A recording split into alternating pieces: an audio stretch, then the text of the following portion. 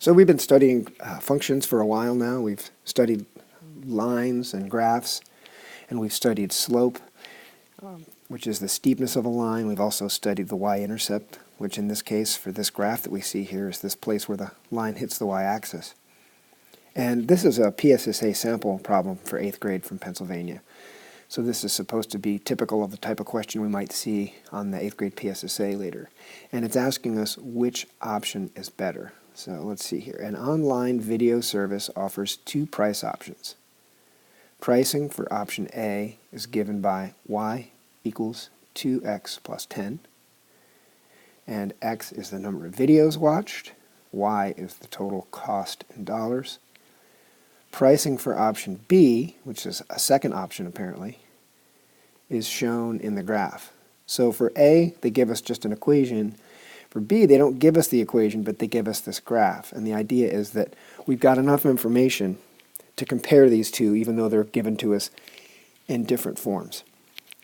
So quickly, let's review what we're talking about with independent and dependent. In this case, if I look at option B first, because it's sometimes easier to just look at a graph, this is my independent variable x, which is the input. You'll recall that that's also the domain of the function. And this right here, the total cost, is the output. That's our dependent variable, because the cost depends upon how many videos we rent.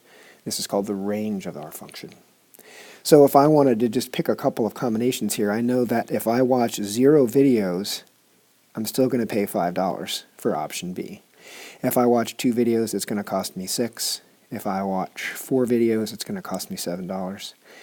So I could make a little table here and identify the situation here. So 0 to 4 cost me 5, 6, 7.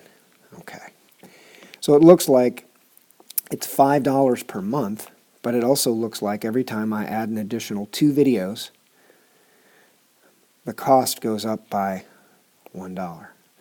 So if I want to think about the rate here is $1 for every 2 videos. If you'd like to think about it, you could think about that as basically 50 cents per video, plus the $5 cost right here. All right, let's look at option A. Option A, I know what's going on with option B. It's $5 per month, right here, right? It's $5 per whatever, plus 50 cents a video. And if I look at equation A, this is my rate, and this is my initial part. If you can't see that totally clearly, let's make a table again, and then you'll see what's going on. Plug in just a couple of numbers here. Let's try 0, 2, and 4 for option A. If I rent 0 movies, that's going to be pretty easy to figure out. That's actually going to just be y is 2 times 0 plus 10. Well, 2 times 0 is 0. 0 plus 10 is 10.